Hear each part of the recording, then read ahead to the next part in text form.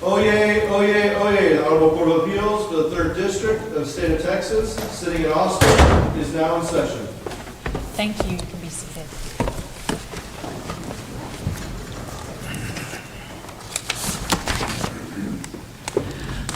Okay, hello, my name is Shari Kelly, and I, along with my colleagues, Justice Maggie Ellis and Justice Woody Jones, welcome you to the 3rd Court of Appeals. Today's proceedings are being broadcast live on YouTube. That recording will be available later on the court's YouTube channel, and an audio recording of today's argument will be available later on our court's website. So we'll hear arguments this afternoon in case number 03240042 CV PJS versus KSS. Counsel for each side, please state your appearance by giving us your name and your client's names or identifying initials. Rebecca Gonzalez-Rivas for appellant Patrick Starling.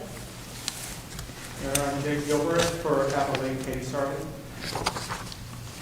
And then for appellant, could you please say your last name again? It's Rivets? Gonzalez-Rivas. Gonzalez-Rivas, okay. R-I-V-A-S.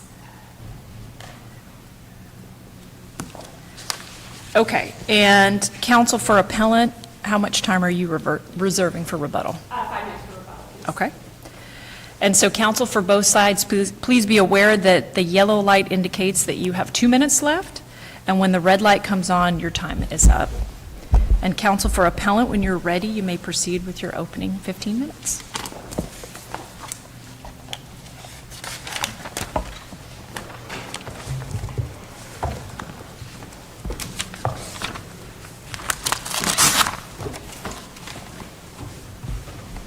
May it please the court.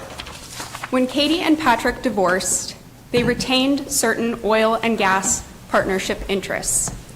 The question before this court is how to apply their contractual formula for dividing the net profits from those interests. The trial court misinterpreted the contract and granted summary judgment to Katie. This court should reverse that summary judgment for 3 reasons. First, payments under sections 4.4 and 4.5 can only come from net profits. Second, Katie's rights are expressly subordinate to the rights of the creditors. And third, Katie's reading of the contract ignores both the express aim of the contract and the context surrounding its execution. First, Katie is only owed a payment in months in which there are net profits. 2 provisions of the contract govern how Katie can receive payments from the partnership interests. Under section 4.4b, Katie is entitled to 50% of the net profits from operating distributions. Net profits is a defined term under the contract. In case a visual is helpful, in tab 1 of your bench exhibit, we've laid that formula out for you. Patrick takes the operating distribution from the partnership, that's the cash distributed to Patrick, and he has to make several deductions. He needs to pay any capital contributions, any expenses, and any required payments to 4 of the couple's creditors. What's left over are the net profits from operating distributions, 50% of which Katie is entitled to. Under section 4.5, Patrick makes an additional promise. So, Ms. Gonzalez-Rivas, so your demonstrative that you're referencing, it suggests that if there are no net profits during the month, that husband has no obligation to make any guaranteed payments. But the PID does not say if there are no net profits, husband has no obligation to make guaranteed payments. So can you explain how that interpretation is consistent with the plain language? Yes, Your Honor. So our position is that the contract limits the payments under 4.5 to net profits. 3 places within the plain text of the contract limit the pool to net profits. First, both the title and text of section 4.5 provide that Katie has a payment right to guarantee of net profits from operating distributions. Only if the operating distributions exceed required payments are there net profits. Only if there are net profits does Katie receive a payment. Second, there are multiple subordination clauses within the contract. In tab 4 of your bench exhibit, we've laid those out for you. For instance, in section 4.4, Katie has acknowledged that she has no rights and funds needed for the required payments. She's otherwise subordinate to the creditors. That goes on in 4.5 as well as in the amended privateer agreement. Importantly for this subordinating language, the contract makes clear that Katie's payment rights are subordinate to the creditors. If Patrick was obligated to pay both Katie and the creditors every month from his separate property, then Katie is on equal footing with the creditors. Every month in which Patrick has to pay Katie out of his separate property, he's decreasing his separate assets, risking further payments to the creditors. And by subordinate, you referring to the subject to? I'm referring to, Your Honor, on tab 4, both section 4.4, it says otherwise subordinate to the rights of, and then yes, in 4.5, subject to any obligation, which I'll take priority over.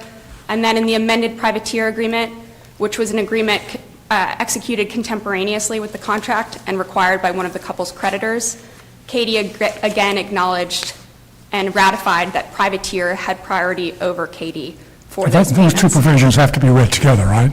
I'm sorry? Those two provisions have to be read together, correct? Yes, Your Honor. And the third reason I wanted to lay out to Justice Ellis's question of why we know that the relevant pool here is net profits is within the contract, Article 4 states the express aim. That's to, quote, accomplish an equal 50-50 division of the community assets and liabilities.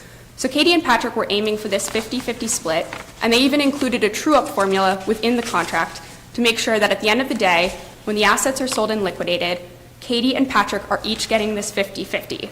But doesn't the contract contemplate there won't be a 50-50 split? For example, there's a ceiling for the amount that Katie can receive and a floor. So why have a ceiling or a floor if the goal is just a 50-50 split down the line? Two responses, Your Honor. First, I think that the ceiling and that, floor, so to speak, are offsetting the risk for Patrick. So Patrick, in managing these assets, is responsible for both managing the interests, paying off the community debt that is associated to these interests. In months in which net profits are sky high, yes, Katie gets a cap, but in months in which net profits fall below a set amount, Patrick will pay Katie a share of his net profits. And then in terms of the second reason for why, we're getting to this 50-50, it's important to remember that under the contract, Katie has rights to both operating distributions and ultimately a liquidating distribution. So when the asset is sold, Katie will get 50% of that overall liquidating distribution, which is trued up.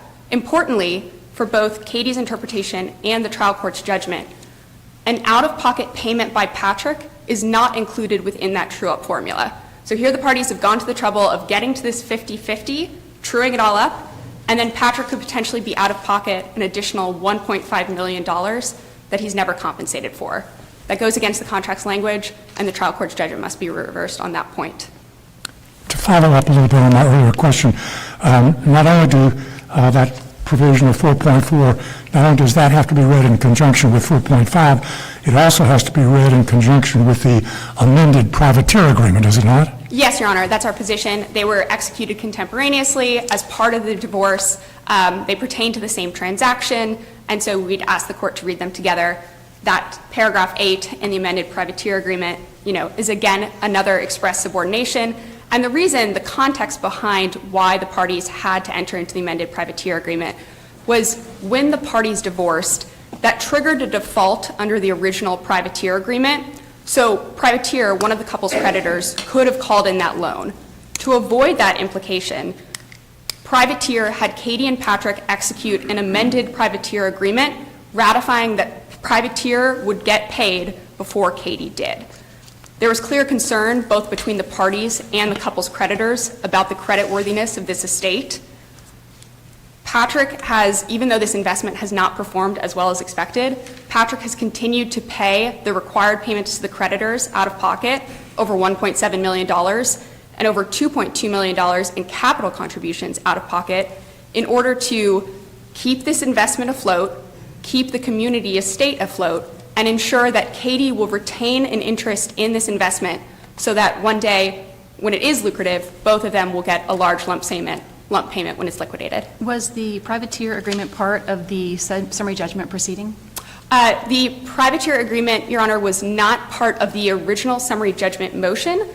After the summary judgment motion by Patrick was denied, an intervener, the trust, the KSS 2011 Irrevocable Trust, attached it to their intervener brief. We attached it in our motion for reconsideration. I believe it was attached again in the motion for new trial. And when the trial court ultimately denied all of those things, she said on the face of the order, after consideration of all of these documents. So we believe it's before the court. I think in your brief, you argued correctly that the facts and circumstances surrounding the parties' negotiations have to be considered, and also that I believe the term was the privateer required the amended privateer agreement, which makes sense.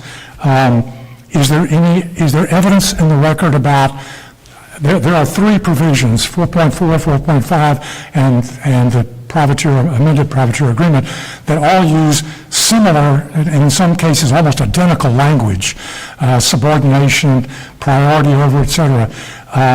Is there any evidence in the summary judgment record about the extent to which privateer required those provisions? So we know from the record, Your Honor, that yes, privateer and the trust were involved in the drafting of the contract. So, we know from the record that this was a negotiated clause. As Your Honor has pointed out, it's quite similar to the language that privateer required them to agree to in the amended privateer agreement. Was there any reason for privateer to protect what I've known as husband, Patrick? Was there any reason they would protect husband? I'm not sure I understand your question, Your Honor. Well, what I'm getting at is privateer required these three very similar provisions to protect itself, right? Yes, Your Honor. So why would it care? As long as they got paid first, before any money was going to be paid to wife, why would they care if husband got paid anything or not?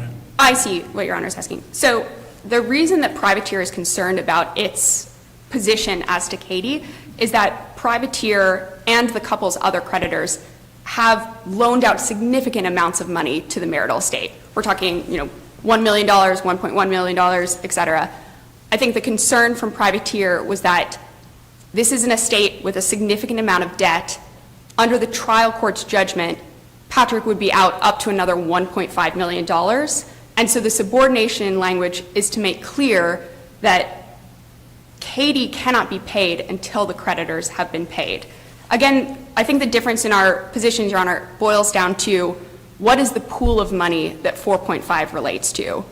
The contract, in several instances, shows us that the pool of money are the net profits. Katie's interpretation is she gets a spousal payment every month of $11.5 thousand, regardless of where that comes from. I additionally wanted to just note for the court, I know from Katie's briefing that there's been a lot of focus around the word guarantee. We've also paid a lot of attention to that word, but we'd like to flag the Coker v. Coker decision out of the Texas Supreme Court, very factually similar. In Coker, we also saw a divorce settlement agreement. The husband agreed to pay the wife his real estate the husband agreed to give the wife his real estate commissions, and he said further in the agreement, if for any reason the wife does not receive his real estate commissions, he will pay the wife up to a guaranteed sum of $25,000. The Supreme Court reversed summary judgment for the wife and made two critical points here. First, to the extent that the contract is construed as a guarantee agreement, any uncertainty must be resolved in favor of the guarantor. Second, it was at least ambiguous that the husband intended to guarantee commissions that he himself had not yet received. So too here, it is at least ambiguous that Patrick could have intended to guarantee net profits that he himself has not received, and if this court concludes that this is a guarantee contract and there's any uncertainty, it must resolve it in favor of Patrick. That case is cited in your brief, is it not? It is, yes, Your Honor. And the language before us is up to? Does that include the up to language? Yes, I can pull the exact language if you'd like, Your Honor. Just one moment.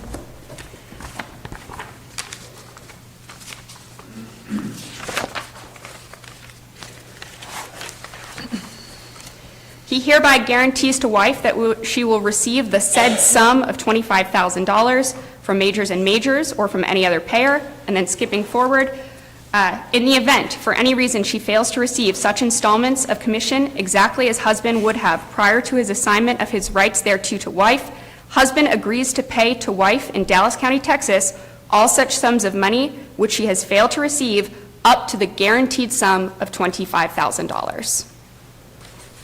Shifting to the attorney's fees for a moment, if we disagree with you on the merits, don't we have to affirm the entire fee award since Katie would be the prevailing party? Yes, Your Honor. If this court affirms summary judgment for Katie's position, both parties agree that the family code rises and falls with the appeal.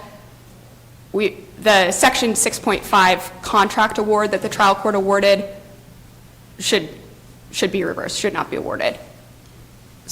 Okay, so then if we agree with you on that, if we believe she prevails on the underlying summary judgment, but we believe your argument that he's not in violation of providing, documents under the contract, then what do we do?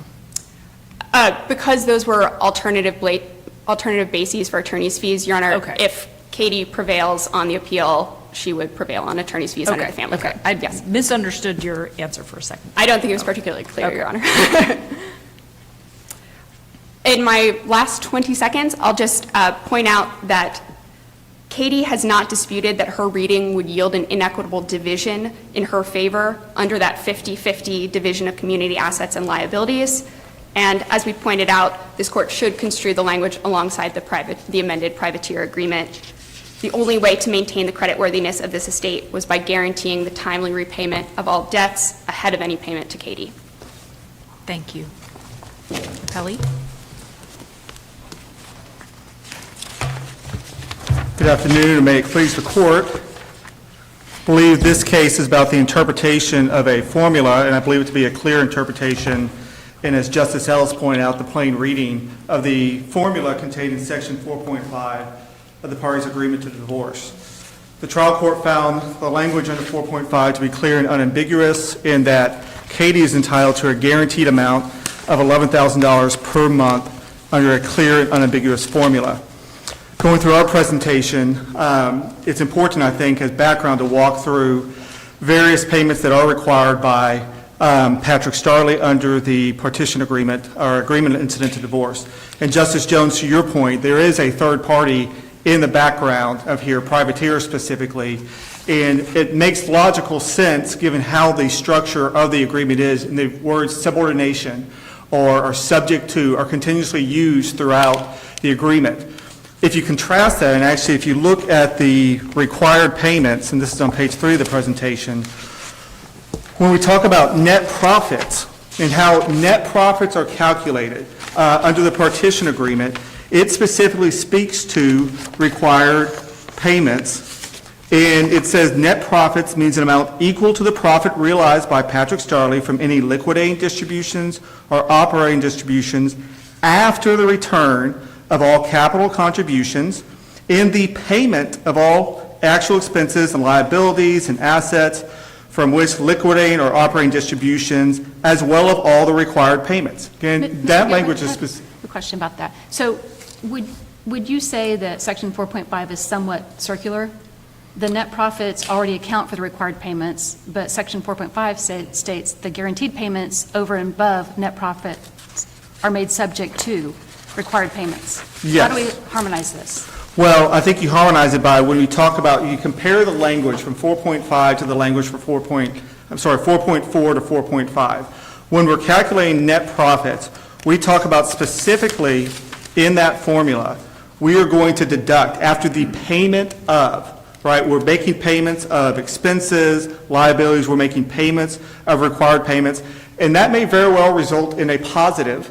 It may very well wipe it out completely, right? But there could be a positive. There could be a positive of $19,000. There could be a positive of $80,000. And to Justice Kelly's point, that's one of the reasons why we have this structure, and it's a contrast to saying, well, we're trying to achieve a 50-50 division. There's a ceiling for Katie all throughout the partition agreement. There's a ceiling when it comes to liquidating distributions. There's a ceiling when it comes to operating distributions of $20,000 a month. And so to get to net profits first, that's when we're deducting. This goes to their second point, right? Their second point is essentially if the required payments essentially come off the guaranteed amount. And that's not what it says. It says more to Justice Jones's point of it's subordinate. It is privateers out there, they want to get paid first. And the evidence in the record is that privateers out there is making sure whatever y'all do, whatever the Starleys do, privateer comes first. And it's no different than a first mortgage, right? If I go to Chase Bank and I get a mortgage on my house and I say, okay, I'm also going to get a second mortgage, Chase Bank would tell me that's fine, but I'm first, right? Your second mortgage, be it from Citibank or IBC or what have you, that is going to be subordinate to me. And Patrick's argument is essentially saying, hey, my second mortgage, I can tell my second mortgage company there's not enough money to pay you this month, and not, well, hey, you know, that's it when you sue your second. But Patrick's position is, I get to deduct the first payment from you, second mortgage, because you're subordinate, right? You owe your second mortgage regardless if there's a pool of money. So to Justice Jones, back to your point too, why would we have this subordinate language in here? Why would we have that? It goes down to, what if there's a foreclosure? What if a creditor comes and sues? Privateer is a third party negotiating, as counsel acknowledged, negotiating as part of this agreement, and they want to make sure, in fact, the record indicates insisted, and you can see from the intervention, insisted we come first. It does not change, though. It does not change the clear formula in Section 4.5. And that goes to the first point that counsel was making, saying their first argument. When Ms. Gonzalez-Rivas, she brought up the Coker opinion and as it relates to guarantee. Right. How do you distinguish this case? I don't think you necessarily have to. We certainly pointed out in reading the language, it says guarantee, right? So if we're trying to figure out what these folks were trying to decide, it says guarantee. I'm not arguing that it rises and falls on that word guarantee. That's end of story because it says guarantee. What's the end of story is the plain language, Justice Ellis, as you pointed out, the plain formula that's in Section 4.5. It says plainly, Patrick Starley will pay the difference, if any, between the applicable guaranteed amount and the amount of net profits from operating distributions. It does not say only if there are net profits. It does not say if it's $1, then it's a different amount. If it's 0, then all of a sudden I'm out of luck. It says there's a guarantee amount. Again, Justice Ellis, to your question, I don't think I win absolutely because it says guaranteed. I think we win absolutely because of the plain language. And when you review the record in the trial court, the argument, and this is the primary argument made in the briefing, is to, again, Justice Jones's point of this language of subject to any obligation to make required payments. That, at the trial level, and you read the summary judgment responses in the record before the court, that's where Patrick Starley largely hung his hat, was saying this subject to any obligation to make required payments. And the argument at the trial level, which the trial court agreed with, and the argument to this honorable court, is that that is a subjugation language. That is a subjugation language because privateers out there, because there's other third-party creditors out there. This estate, as counsel acknowledged, does have creditors out there. There could be foreclosures. There could be lawsuits. And all the Starley creditors out there want to know, and we're part of the negotiation, that they come first. That is exactly what this language does. It says that there's a certain pool of money, and we're all lining up to sue Patrick Starley. Privateers first, the required payments are first, but the idea that we can wipe out, required payments, use that to wipe out net operating profits and say, well, therefore you get 0, despite the fact that the formula says minus actually received. That is the language from the contract. Mr. Gilbreth, Yes, do you ma'am. have any cases that we can turn to help us interpret what take priority over means? I know you've argued plain meaning, plain meaning, but is there anything that we can turn to for specifically what does take priority to Right. mean Upon in review, Texas Justice Kelly, I jurisdiction? didn't find any specific on-point cases. That's why I did pull Black's Law's dictionary. You could pull Webster's dictionary, what have you. A little bit, frankly speaking, and I had this approach of the trial court is this, I'm up here with the easy argument because to Justice Ellis's point, I believe plain language. I believe it's absolutely plain language. You can type out the formula that's contained in section 4.5.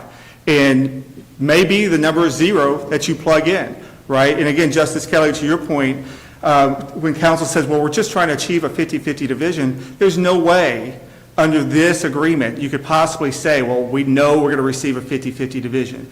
There are various true-ups and what have you, but there's also caps, there's ceilings.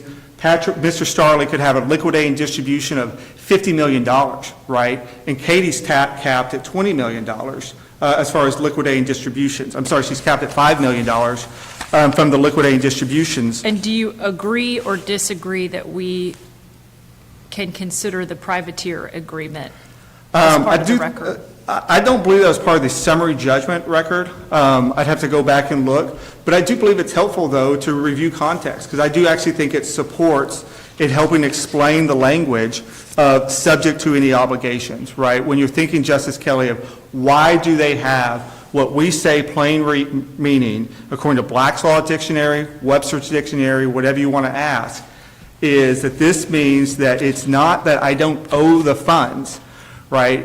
You have this all through family law, for example, right? Like, my child support I have to pay my child support. I may have a defense to contempt if I can't pay my child support. It doesn't go away, right? I may not be able to pay my second mortgage and I'm paying my first mortgage first.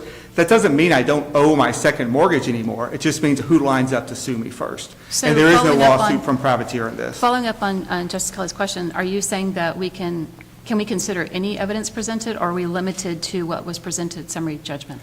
If I could pause and make sure I'm thinking through that, Justice Ellison. So the summary judgment evidence essentially said you do not get to deduct required payments, because that was the argument, right? And our motion for summary judgment said essentially was establishing the formula.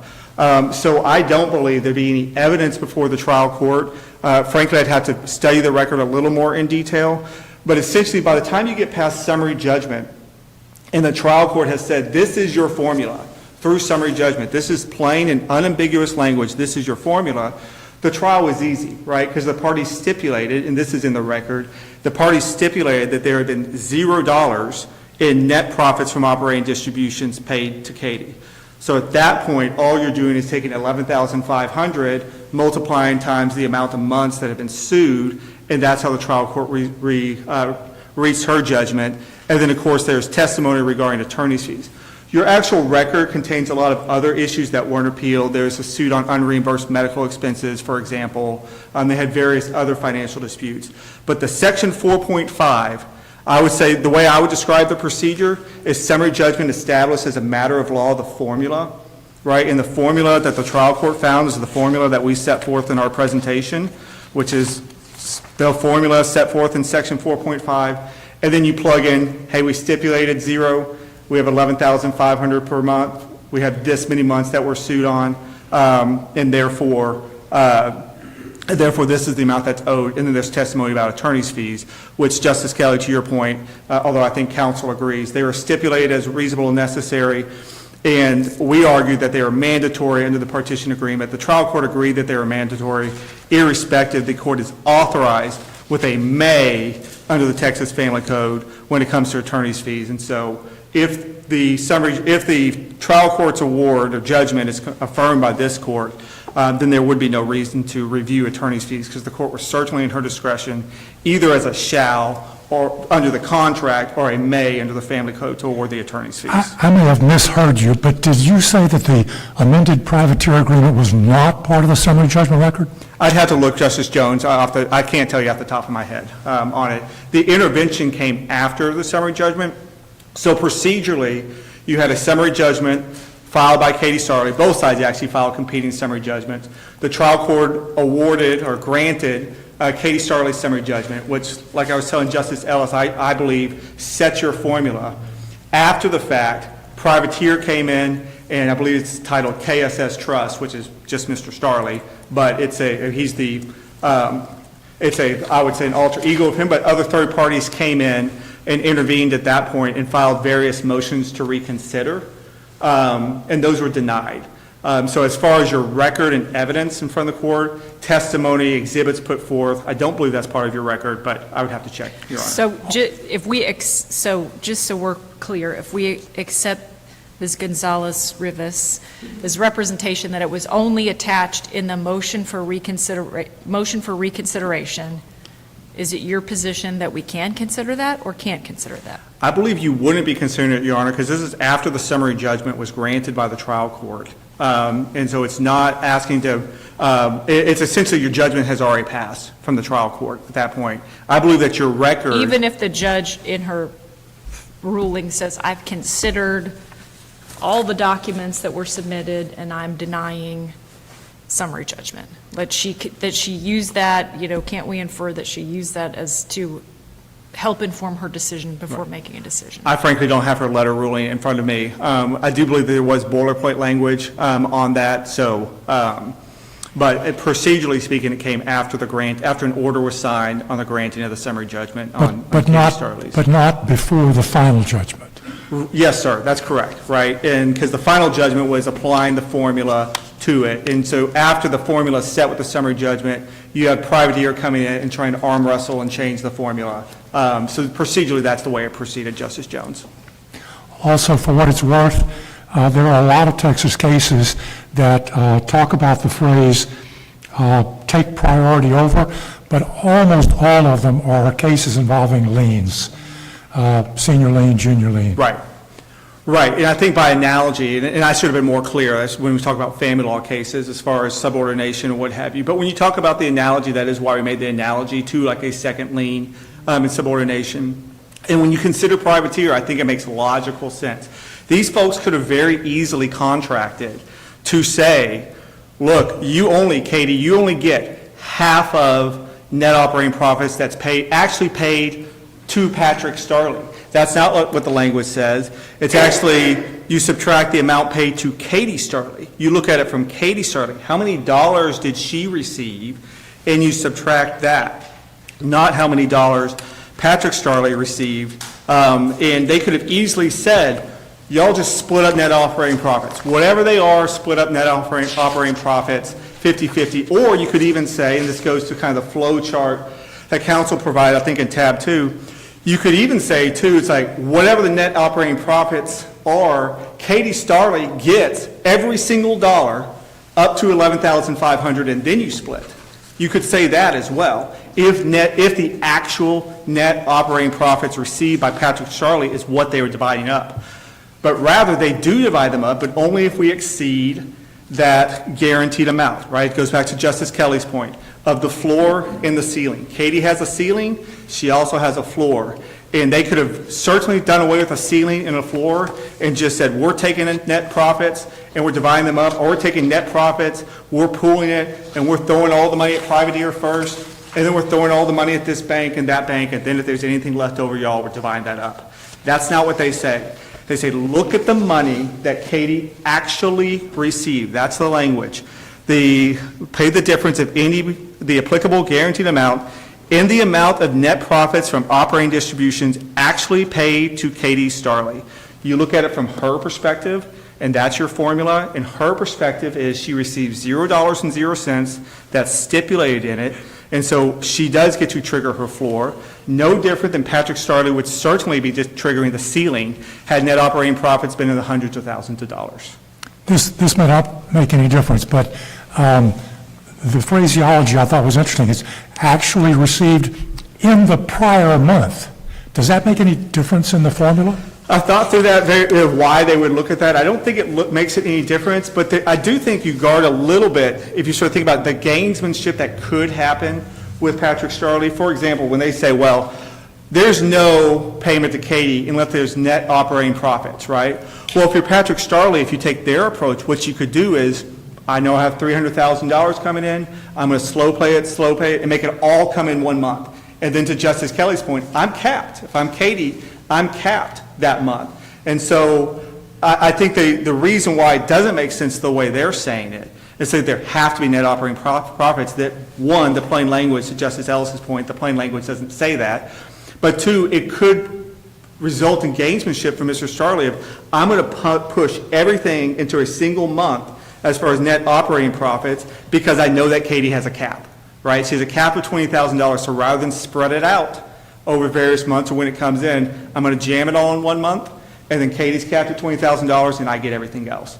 So all these context clues, right? Everything from privateer, I think all this goes into why the four corners of the document make sense. Personally, I believe, and we argued on appeal into the trial court, the four corners, the analysis could stop with the four corners. You just simply look, and I think this is what the trial court did, type out your formula, we stipulated 0, that's it, guys. You guys can say, well, we didn't mean that, or we thought differently, or in my heart of hearts I meant that. Those are not what the words say, right? And I think that's why the trial court's summary judgment granting was appropriate. And then again, at the trial level, we're simply plugging in the stipulated amount of net profits paid to Katie. Again, looking at Katie, which is $0.00, and it's just math at that point. And then apply a attorney's fees analysis like the trial court did. I see they have 1 minute and 20 seconds left, if there's any further questions. Thank you.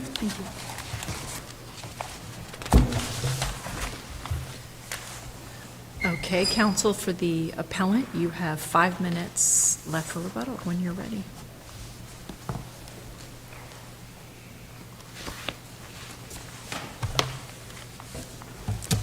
I'd like to make 2 points in response, Your Honor. First, Katie spoke about that it would have been easy to contract for something different. We agree. Katie is simply after a guaranteed payment of $11,500 as a spousal obligation every month. The parties could have easily contracted for that. These parties know how to split assets. Katie gets this car, Patrick gets this car. The way they could have contracted for this is to say, we will partition the partnership interest to Patrick. Patrick will assume all of the risk associated with the investment and all of the net profits. Separate line, Patrick will pay Katie $11,500 every month. They didn't do that. Katie wanted to be part of this investment.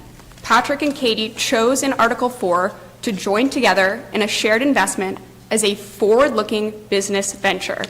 Katie got the potential upside of higher net profits that comes with that choice. She also accepted the risk that net profits would not be as high.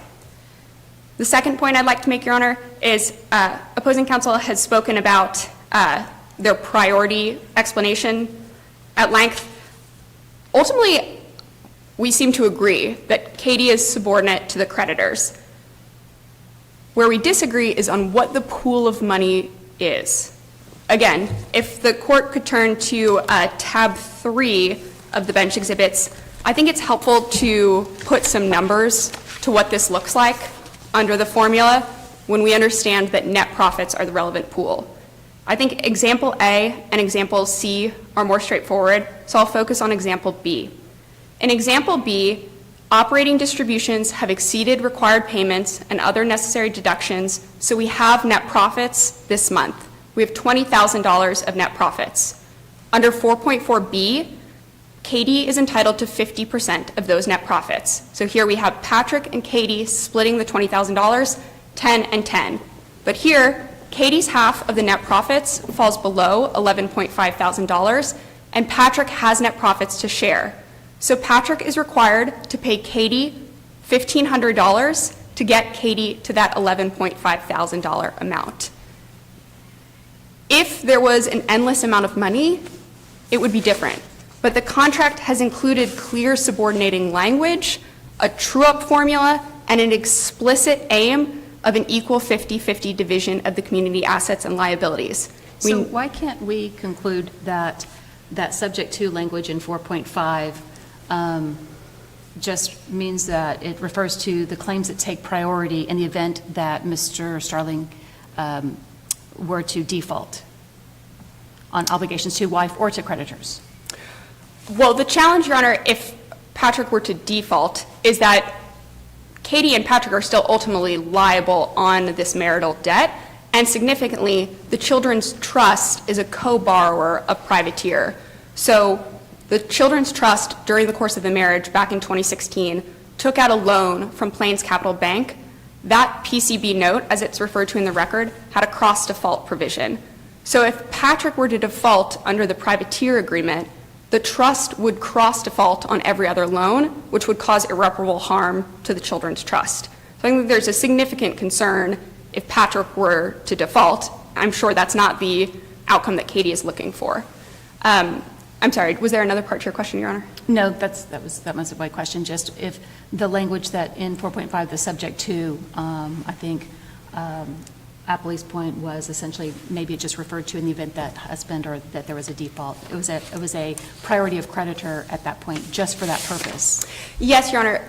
Opposing counsel has referred to Katie as a creditor and, speaks in the briefing about this idea of first lien, second lien. It's important to remember that Katie is not a creditor here. Katie is a passive investor in a shared investment that Patrick and Katie have taken on. In months in which there are net profits, Katie gets paid. In months in which there are no net profits, neither investor, Katie nor Patrick, get paid that month. One additional small point, Your Honor. Opposing counsel was talking about that Patrick could engage in some gamesmanship and, basically hoard operating distributions. I just wanted to point out that there's nothing in the record that Patrick has exclusive control over when operating distributions go out. So when there is an operating distribution, Patrick has to make these deductions. Any net profits, he has to split with Katie 50-50. We're not going to consider any speculation. Thank you, Your Honor. If the court has no further questions, we'd ask the court to reverse summary judgment for Katie, grant summary judgment to Patrick, and remand for attorney's fees. Okay, thank you, counsel. This case is submitted, and all of you are excused.